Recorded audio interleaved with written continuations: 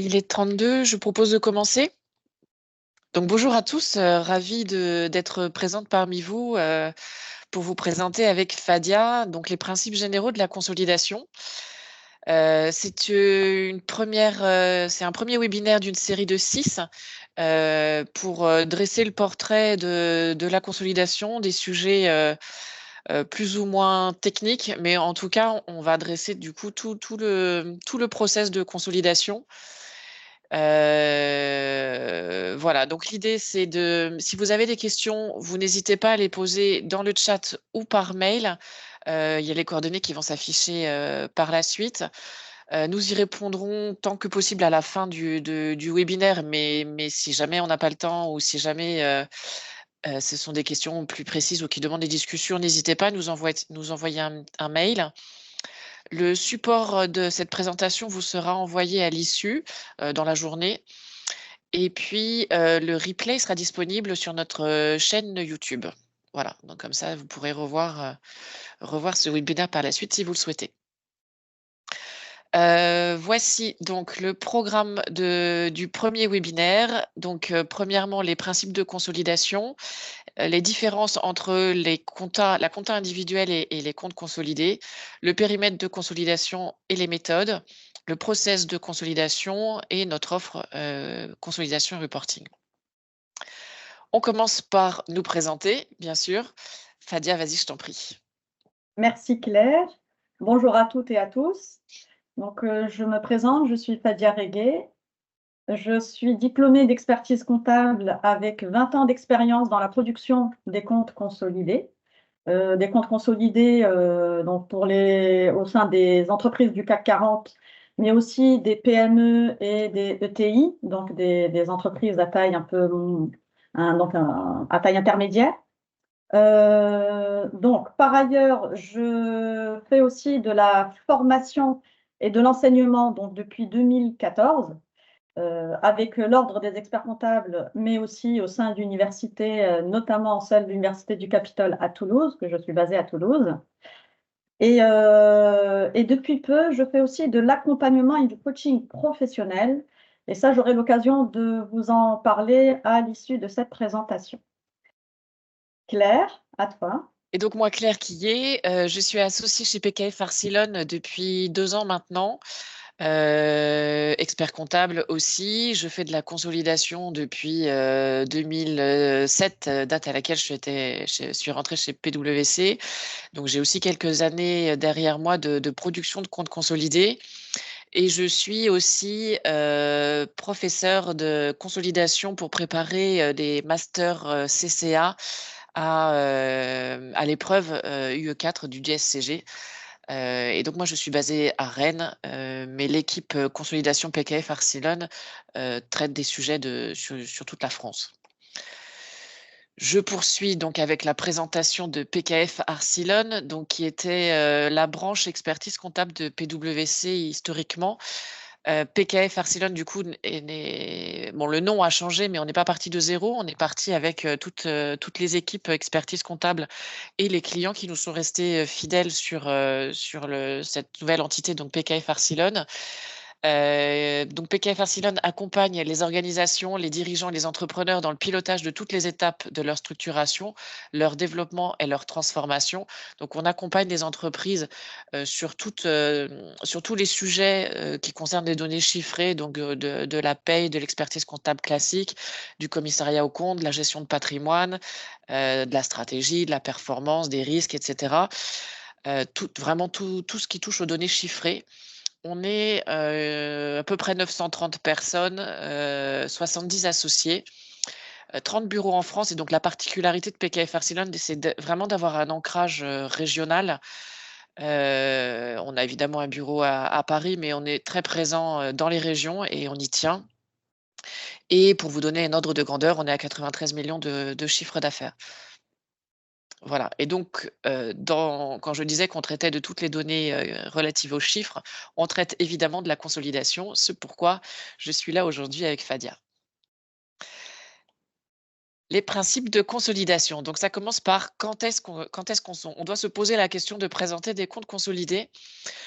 Donc en fait, c'est dès qu'on est un groupe. Dès qu'on est un groupe, on a l'obligation, à se poser du moins de est-ce qu'on doit produire des comptes consolidation? Il faut partir du principe que oui, sauf si on ne dépasse pas pendant 2 ans de suite, 2 exercices de suite, 2 des 3 seuils suivants. Donc c'est vraiment une exemption. À la base, vous êtes un groupe, donc vous êtes obligé de produire des comptes conso et il y a que si pendant 2 ans de suite, vous ne dépassez pas 2 des 3 seuils que vous êtes exempté.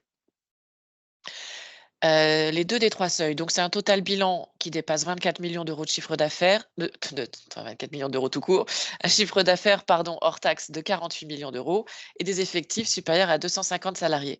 Attention, ces seuils vont être rehaussés avec, vous avez dû voir, paraître, des rehaussements de seuils dus à l'inflation sur notamment, les catégorisations, d'entreprises ou de groupes. Donc ils vont être rehaussés. Les montants à prendre en compte pour déterminer ces seuils sont les montants des comptes sociaux de chaque entité concernée avant élimination des intercos. Il faut bien prendre en compte le périmètre de N et retracer les seuils sur les années avant, les 2 années d'avant. Et c'est ça qui fait qu'on analyse si on dépasse ou pas les seuils pour voir si on est exempté ou pas de produire des comptes consolidés.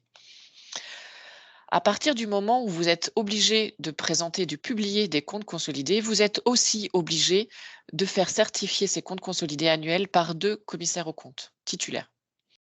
Ça, c'est pareil, c'est vraiment une obligation. Si vous ne respectez pas cette obligation, il y a des pénalités, financières qui ne sont pas neutres et pas que financières d'ailleurs. Il y a aussi des sanctions juridiques derrière qui ont leur importance.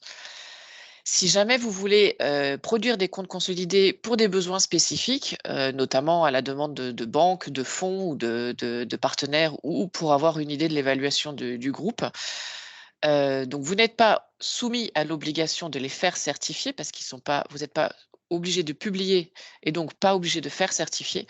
Cependant, on vous conseille quand même fortement de présenter des comptes consolidés pour gagner enfin de préparer à la production des comptes consolidés pour vous préparer en fait et prendre toutes les options possibles en amont pour pas être le fer au pied du mur et le faire, sous stress ou sans avoir eu le temps de suffisamment réfléchir aux choix, aux options, méthodes, comptables que vous pouvez faire, aux choix d'outils éventuellement. Voilà, vaut mieux prendre le sujet en amont plutôt que trop tard et le subir. Quel est l'intérêt de présenter des comptes consolidés? Donc on a 3 idées, pas forcément dans l'ordre d'importance, mais 3 idées majeures. La première, connaître la situation économique et financière du groupe et la part contributive de chaque filiale. C'est en produisant des comptes consolidés qu'en fait, on voit de façon économique ou qu'on a une idée de façon économique de la valeur de chaque entité, de la contribution de chaque entité à la consolidation. Et donc, ça permet de prendre des décisions, de piloter, de prendre des décisions stratégiques et de piloter du coup, l'information financière, de piloter le groupe. Est-ce qu'il faut pas, couper une branche, qui est moins, bénéficiaire qu'une autre? Est-ce qu'il faut pas prendre, investir ici parce qu'il y a des synergies possibles et cetera? C'est la consolidation et la contribution qui va vous permettre qui va vous aider à faire votre choix. Deuxième idée majeure, c'est d'être comparable aux concurrents. Pour être comparable, il faut se baser sur une information financière qui est construite de la même façon et donc se comparer au niveau de groupes, qui sont construits de la même façon avec des mêmes règles groupe. Donc pouvoir se comparer aux concurrents. Et la troisième idée majeure, c'est d'être crédible aux yeux des investisseurs et financeurs et banques parce qu'en fait, c'est eux pour pouvoir, prendre la décision de lever des fonds, vous attribuer des fonds et vous octroyer des dettes, ils vont demander des comptes consolidés et derrière, bah, de montrer que c'est prêt, c'est aussi une preuve de maturité et d'être, plus crédible et que oui, que l'idée d'avoir besoin d'eux, de les solliciter, c'est quelque chose de réfléchi, de construit et c'est beaucoup plus argumenté. Ça peut être aussi, à la demande ou pour répondre à des demandes de salariés si jamais vous avez des ratios groupes à présenter, de clients ou de fournisseurs qui peuvent aussi vous le demander avec, la «vague» entre guillemets, même si j'aime pas trop ce terme de RSE, CSRD, parce qu'on est à peu près soumis au même seuil, de production et donc ils peuvent vous demander des critères, des indicateurs consolidés. Voilà, donc c'est important de pouvoir les leur fournir. Fadia, je te passe la parole. Merci Claire. Là, nous allons aborder les différences entre la comptabilité individuelle et les comptes consolidés. À savoir qu'effectivement, le premier élément, c'est que le vocabulaire n'est pas forcément le même, donc il faut savoir s'adapter. D'accord? Donc ça, c'est important. Ensuite, nous avons 4 points importants qui font la différence entre les comptes sociaux et les comptes consolidés. D'abord, la vision économique pour les comptes consolidés.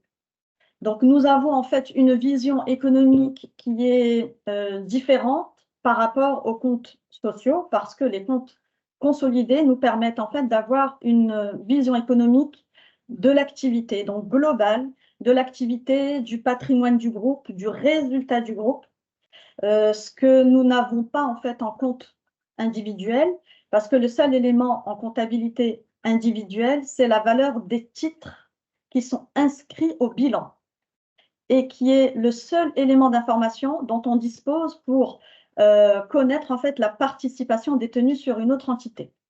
Mais on n'a pas en fait la vision de l'autre entité. Et justement, les comptes consolidés permettent d'avoir cette vision globale. Et là, sur ce point, on a en fait une primauté de la vision économique par rapport à la conception juridique. Et ça, c'est ce qu'on appelle en fait le principe de prééminence de la réalité économique sur la forme juridique. Donc la vision est complètement différente. Par ailleurs, deuxième point, nous ne rendons pas compte à l'administration fiscale concernant la consolidation. Donc on n'a pas en fait un fichier des écritures comptables, hein, on n'a pas le fichier FEC. On n'a pas un contrôle fiscal qui est possible, qui est possible sur les comptes consolidés. Ça ne concerne que les comptes individuels. Donc ça, c'est quand même important. Et notamment, ça a une incidence aussi sur la notion de seuil de signification. Quand on fait des comptes consolidés, si on doit éliminer des comptes intragroupes, on n'est pas au centime près. Hein, on est aux milliers d'euros près. Ça change un petit peu la donne. Voilà, donc c'est vraiment une vision, une manière de travailler qui est très différente. Troisième point, l'approche par les flux. Alors, l'approche par les flux, c'est vraiment très important en consolidation, parce que c'est là qu'on a, comme je vous disais tout à l'heure, le vocabulaire qui est différent, c'est-à-dire qu'on a la comptabilité individuelle, donc le service comptable qui a l'habitude de faire une comptabilité individuelle, n'aura pas la même philosophie et la même approche par les flux qu'un consolideur, consolideuse. Donc, quand on fait la comptabilité, quand on produit les comptes consolidés, on a cette notion d'approche par les flux qui est fondamentale parce que ça nous permet d'avoir ensuite un tableau de flux de trésorerie pour le groupe. Donc, quand on parle d'approche par les flux, c'est qu'on va faire un croisement rubrique et flux, rubrique et mouvement. Parce que parfois, on va avoir des rubriques qui ne vont pas impacter le tableau de flux de trésorerie. Et donc, toute cette philosophie-là, il faut bien la comprendre pour bien saisir dès le départ les balances sociales avec les flux correspondants de manière cohérente. On verra le process de consolidation tout à l'heure, mais c'est très important.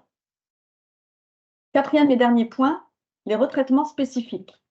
Donc, nous avons des retraitements spécifiques en compte consolidé que nous n'avons pas forcément en compte individuel. Et d'ailleurs, c'est un peu en comptabilité sociale, on va passer des écritures et parfois on va détricoter quand on fait des comptes consolidés. On va aller défaire ce qu'on a fait en compte individuel pour pouvoir avoir justement des comptes consolidés homogènes et notamment sur des méthodes comptables qu'on adopte, que certaines filiales vont adopter en compte consolidé, en comptabilité individuelle, pardon, et qui ne sont pas adoptées par la société mère. Et donc, toutes les filiales, dans la règle, vont devoir s'aligner sur les méthodes utilisées par la société mère. Donc, je tiens à préciser que ces retraitements spécifiques, nous les verrons lors du webinaire de la prochaine fois, du mois d'avril donc, et qu'on rentrera plus dans le détail donc, dans cette nature de retraitement spécifique. Voilà, je vous remercie. Donc, Claire va vous parler du périmètre de consolidation et des méthodes de consolidation. Voilà, donc maintenant qu'on a vu un peu le process global, enfin, le principe global de la consolidation, on rentre dans le dur du sujet. Quelle société on met dans le périmètre de consolidation, quelle méthode on applique en fonction du contrôle du coup qu'on va définir. Donc il y a vraiment cette notion-là de contrôle qui arrive en compte et qui est à analyser. C'est la nature du contrôle qui définit la méthode. Vraiment à distinguer du pourcentage d'intérêt qui, lui, derrière, ne sert que, entre guillemets, à répartir entre groupes et minoritaires les capitaux propres et résultats. Donc la notion de contrôle, elle s'analyse en analysant les droits de vote, en fait. Les droits de vote que la mère détient sur sa fille, ça va définir le contrôle. On a donc trois méthodes, trois types de contrôle, un contrôle exclusif, contrôle conjoint et influence notable. Le contrôle exclusif, donc c'est le contrôle le plus fort. Il est présumé, mais ce n'est qu'une présomption qu'il faut étayer derrière par l'analyse du juridique, une présomption à partir de 40% de détention. Et encore une fois, il faut vraiment analyser le juridique parce que c'est pas parce qu'on détient 60% qu'on est en contrôle exclusif. Ce contrôle exclusif, derrière, quand il est qualifié, la méthode qui est appliquée en consolidation, c'est l'intégration globale. Deuxième type de contrôle, le contrôle conjoint. Donc, il faut deux critères pour pouvoir qualifier le contrôle de contrôle conjoint. Le premier, c'est l'existence d'un nombre limité d'actionnaires ou d'associés.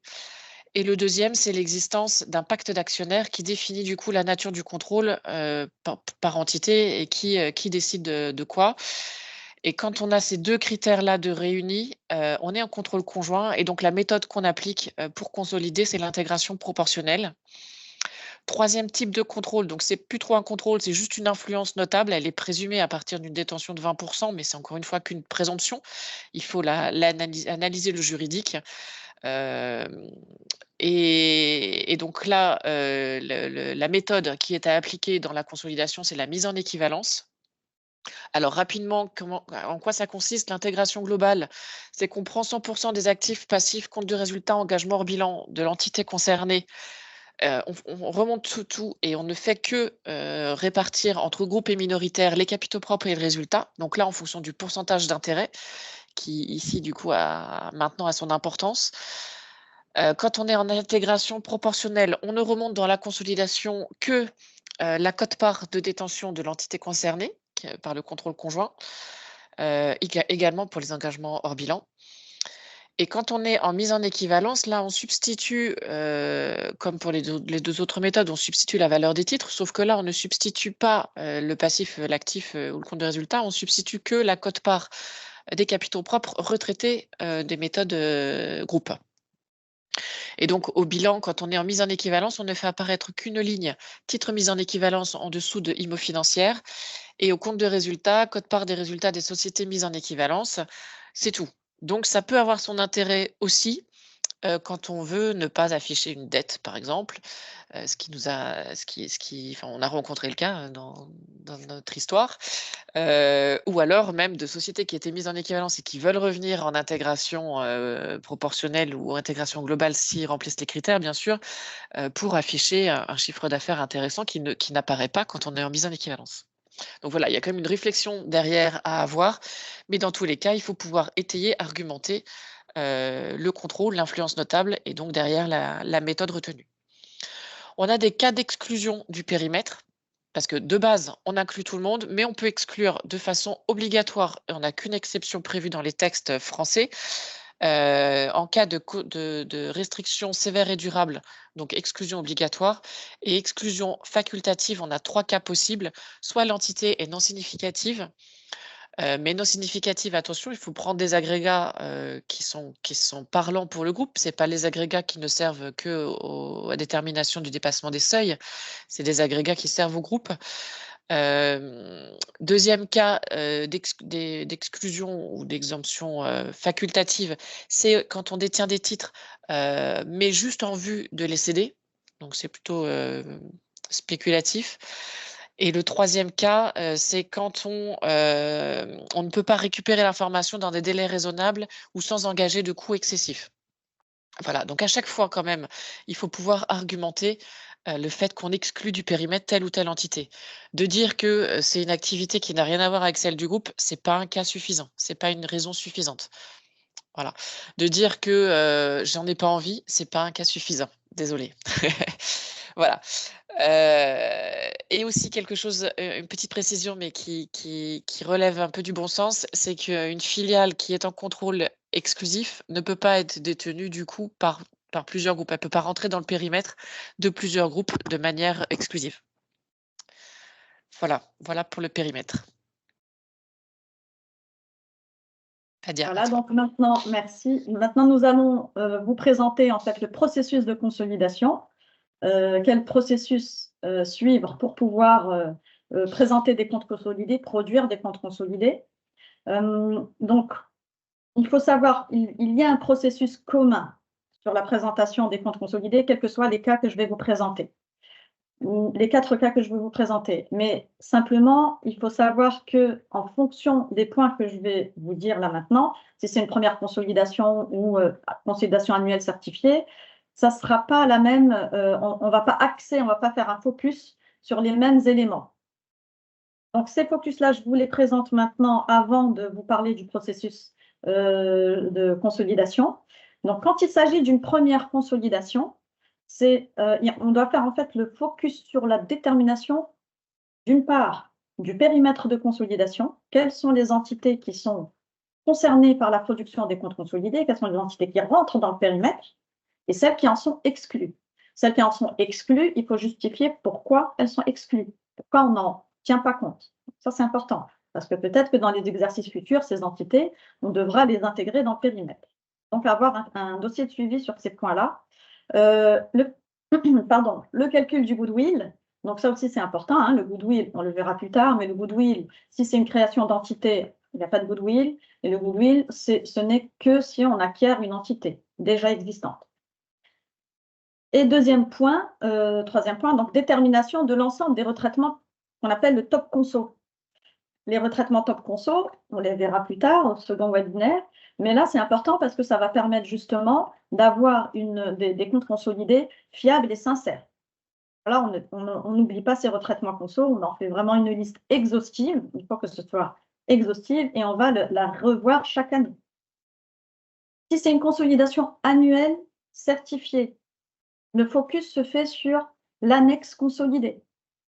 L'annexe consolidée est un état financier au même titre que le bilan et le compte de résultat. Je ne vous apprends rien. Mais c'est un élément qui est chronophage. L'annexe consolidée, c'est vraiment chronophage et c'est ce qu'on présente en fait à nos parties prenantes. Donc ça, c'est pour la consolidation annuelle. Si on fait une consolidation semestrielle ou trimestrielle qui n'est pas certifiée, ce type de consolidation, ça permet justement de faciliter la consolidation annuelle. Donc, pour une consolidation semestrielle ou trimestrielle, on ne fait pas d'annexe consolidée, pas obligatoirement, mais par contre, on fait le focus sur les impacts des variations de périmètre, de l'exercice, pour en voir l'évolution. Dernier point, quand on parle de reporting, consolidation mensuelle, on parle plutôt d'un reporting, parce que sur ce point-là, on fait le focus sur le compte de résultat. Et les différents indicateurs flash, donc qui donnent une vision à un instant précis, notamment l'EBITDA, qui est un indicateur apprécié des investisseurs, des directeurs financiers, etc., des dirigeants. Donc ça, c'est important. D'accord ? Maintenant qu'on a vu ces points-là, on peut voir en fait comment se passe le processus de consolidation. Et là, on voit qu'il y en a 6. Donc, ce sont des étapes importantes tout au long du process et qu'on suit, quels que soient les 4 points que je vous ai cités avant. Donc, première étape, on détermine le périmètre de consolidation. Et on détermine le choix, donc la méthode, comme Claire vous l'a exposé, les méthodes de consolidation, intégration globale, intégration proportionnelle, mise en équivalence. D'accord ? Deuxième étape, une fois qu'on a déterminé donc, le périmètre de consolidation, on fait l'homogénéisation des comptes des sociétés consolidées. Quelles sont les méthodes comptables adoptées par la société mère? Et les filles doivent s'aligner sur la méthode choisie par la société mère. sauf exception, bien entendu. Encore une fois, on évalue qu'est-ce qui est important pour le groupe. Est-ce que vraiment, est-ce que la méthode de la société mère, c'est ce qui reflète une meilleure image? Et dans quel cas, oui, dans ce principe, on le garde, on garde la méthode de la société mère. Ou est-ce qu'il y a une méthode préférentielle qu'adopte une filiale et qui donnerait en fait une image plus importante? Donc, tout ça, ça doit être documenté. Il faut qu'on ait un dossier de suivi, un dossier permanent pour justifier toutes ces méthodes retenues. Troisième point, on fait le cumul des comptes. Étape éminemment importante. Parce que si on fait des erreurs à ce niveau-là, c'est tout le reste qui est faux.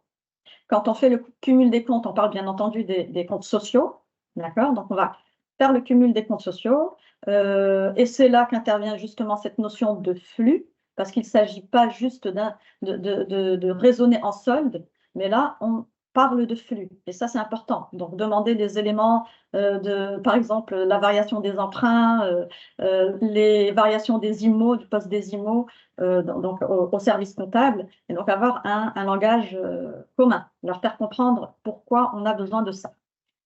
Une fois qu'on a fait le cumul des comptes, on passe à l'étape 4 qui est l'élimination des opérations réciproques, les fameuses intercos. Donc les intercos, qui est un peu la bête noire des consolideurs, ou un peu de tout le monde, parce qu'il y en a beaucoup, c'est compliqué de les gérer, c'est compliqué de les réconcilier, mais c'est une étape vraiment importante. Donc là, il y a un effet miroir, c'est-à-dire ce que déclare l'une est déclaré. S'il y a un achat chez l'une, il y a une vente chez l'autre. Et quand on fait la somme des deux, ça doit donner 0. Voilà. Et donc, s'il y a des écarts, il faut les justifier. Encore une fois, chercher l'origine, etc., les justifier. Une fois qu'on a fait l'élimination des opérations réciproques, on fait l'élimination des résultats internes et les variations, bien sûr, de périmètre. Donc, les résultats internes, on peut avoir, par exemple, une plus-value de cession d'IMO interne entre deux filiales, une marge sur stock entre deux filiales. Donc ça, ce sont des éléments qui suivent un principe. On a un postulat de base en consolidation, c'est qu'une entité ne peut pas s'enrichir au détriment d'une deuxième entité du même groupe. Donc ça, c'est un postulat de base. C'est important. Donc on élimine en fait ces marges, tous ces résultats internes. Une fois qu'on a passé toutes ces écritures d'opérations réciproques, d'élimination de résultats, de variation de périmètre, on arrive à la dernière étape qui est le partage des capitaux propres et l'établissement des états financiers consolidés. Quand on partage les capitaux propres, on a aussi l'élimination des titres. Donc ça, ce sont des éléments importants et c'est là qu'on voit, je fais le parallèle à ce que je vous ai dit tout à l'heure, on a des comptes spécifiques en compte consolidé qu'on n'a pas en comptabilité individuelle. Les comptes de liaison, on n'aura jamais ça en comptabilité individuelle. Donc c'est typique à la production des comptes consolidés. Donc, une fois que nous avons cet élément, tout ce processus effectué, on fait des états financiers consolidés. Et vous avez bien vu, en fait, ce processus, c'est long, c'est lourd, il faut le suivre. Il est commun à toutes les... Ce sont des étapes qu'il faut respecter pour avoir des comptes consolidés fiables. Et c'est chronophage. Et donc, c'est quelque chose qui se prépare en amont de la production des comptes consolidés. Voilà. Donc là, nous avons vu le processus des comptes consolidés. Évidemment, tout n'est pas, tout n'est pas toujours tout bleu, tout blanc, tout noir. Et là, Claire, si tu veux bien nous parler de comment assurer la fiabilité des comptes. Voilà, sur quoi on travaille, quel outil on utilise pour s'assurer que ce qu'on fait, c'est bien, c'est propre et surtout, ça traduit bien la réalité économique du groupe. Alors, je vais essayer de ne pas me fâcher, mais il y en a qui font ça sur Excel. Je n'aime pas ça, personnellement. Je pense que bon, ça a l'avantage évident qu'il n'y a pas de coût supplémentaire parce que tout le monde a Excel, tout le monde est plus ou moins à l'aise sur Excel et on est capable de faire des choses très, très bien sur Excel. Je ne dénigre pas du tout Excel. Seulement, quand on est en consolidation, on a quand même souvent des variations de périmètre, des nouveaux comptes, des nouveaux intercos, etc. Et qu'on est quand même humain à la base, donc on fait des erreurs, c'est normal. Et ça reste manuel parce que derrière, on vient modifier manuellement une formule. Donc, pour peu qu'on ait une cellule qui s'insère, mais on ne met pas à jour la somme, et voilà, le total est faux. Enfin, on a quand même beaucoup de risques d'erreur parce qu'il y a beaucoup d'interventions manuelles. Après, c'est sûr, on maîtrise ces chiffres de A à Z parce qu'on les a construits, on sait comment ils sont construits parce qu'on a créé notre fichier Excel. D'accord. Mais derrière, le temps à passer pour essayer de trouver la source d'erreur, parce qu'il se trouve que l'actif n'est pas égal au passif, ce qui est quand même très moche, est très long.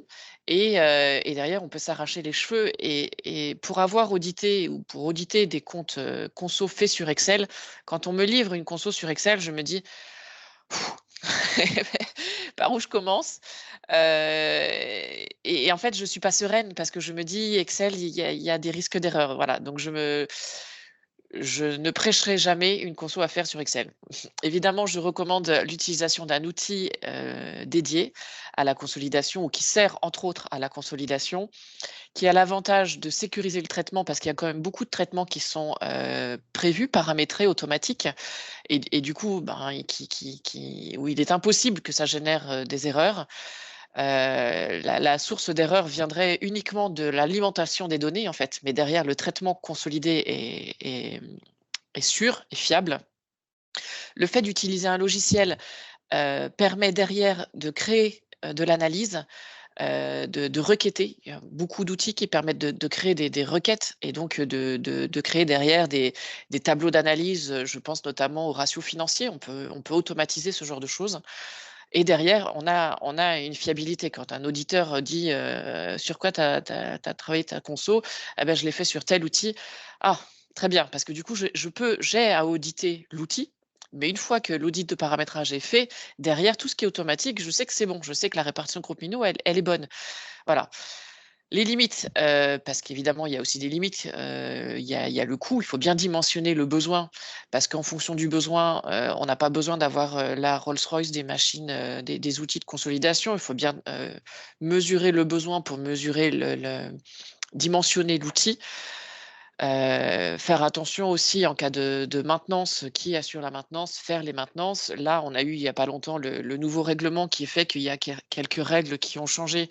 Donc, est-ce qu'on est à même de faire ces modifications de paramétrage-là? Et il y a l'utilisateur, évidemment, qui doit être formé à un outil, comme tout outil. Il faut être formé à son utilisation parce que derrière, une conso peut être fausse, même si elle est faite sur un outil dédié, parce que derrière, la personne qui a alimenté n'a pas utilisé le bon flux, comme disait Fadia, et du coup, derrière, le tableau de flux de trésorerie, il n'est pas bon, parce que la personne, elle n'a pas été assez sensibilisée aux potentialités de l'outil, et donc, il faut pouvoir le maîtriser. Donc, ça me fait une très belle transition à derrière le dernier thème de ce webinaire, qui est notre offre consolidation. Ce qu'on fait, ce qui est notre quotidien en fait. Donc on prend en charge la consolidation totale ou partielle en fonction de là où vous voulez mettre le curseur, de qui fait quoi. On peut faire un appui technique ou une formation. PKF Academy est certifié Calliope, donc ça peut être pris en charge par votre OPCO. On peut mettre en place du reporting et donc du pilotage avec le suivi d'indicateurs, d'aide au choix à la décision, améliorer votre communication financière. On peut vous aider à comprendre vos chiffres avant l'intervention des auditeurs ou à faire des audits de vos comptes consolidés. On peut intervenir pour vous aider si vous avez déjà un service consolidation, mais que vous avez une personne qui part en arrêt maladie, en congé maternité ou qui a besoin d'aide parce qu'il y a un surcroît d'activité, une variation de périmètre, un changement de norme, pourquoi pas. On a fait des changements, des passages IFRS. Notamment, voire même des IFRS qu'on est revenu en français. Et en cas de changement d'outil, on peut vous aider à choisir l'outil, à reprendre les historiques et à paramétrer des états spécifiques. Pour rappel ou pour information, pour ceux qui ne savent pas, SAP BFC a annoncé la fin de la maintenance de son outil 2030. Donc, il va y avoir aussi un sujet de changement d'outil. Et je vous invite, si vous êtes concerné, à vous pencher sur le sujet en amont pour avoir le temps. Encore une fois, c'est le temps qui est la clé, hein, c'est la préparation qui est la clé à chaque fois d'anticiper les sujets, outils, techniques, de process pour ne pas être au pied du mur et en fait et pas être pris de vitesse pour la production de vos comptes consolidés. Et Fadia a un petit plus pour vous. Oui, effectivement. Donc, en plus de produire des comptes consolidés depuis quelques années maintenant, Je suis donc coach certifié, coach professionnel certifié, RNCP, au niveau RNCP, et je suis accréditée au modèle Process Communication. Et donc, en fait, ça permet, on peut vous accompagner donc avec cette casquette-là. Ça nous permet de vous accompagner également si vous voulez créer une communication, consolider une communication au sein de vos équipes, une communication constructive et durable, l'améliorer, la consolider, voilà. Donc, et puis aussi, si vous souhaitez mettre en place notamment la consolidation, vous voulez faire monter vos équipes en compétences, c'est donc faire fédérer les équipes à un même projet. Donc, on met en place un projet, on a des idées de faire évoluer ce projet, de faire évoluer, de mettre des personnes sur ces projets-là. Donc, nous sommes là pour vous accompagner, pour coacher, en fait, faire du coaching collectif et pour que ces projets soient menés à bien ou que des prises de poste soient aussi menées à bien. C'est important. Voilà. Donc, merci en tout cas pour votre attention. Et est-ce que vous Merci avez des beaucoup. questions? On vous passe la Nous parole. sommes à Alors, votre écoute, la parole. Oui. voilà. Alors, soit vous levez la main et on déboucle votre micro, soit vous écrivez dans le chat, ou encore une fois, je vais vous remettre nos coordonnées si vous avez, si vous préférez vous exprimer par mail ou nous appeler. Voilà, je vous remets nos coordonnées. N'hésitez pas, c'est le moment.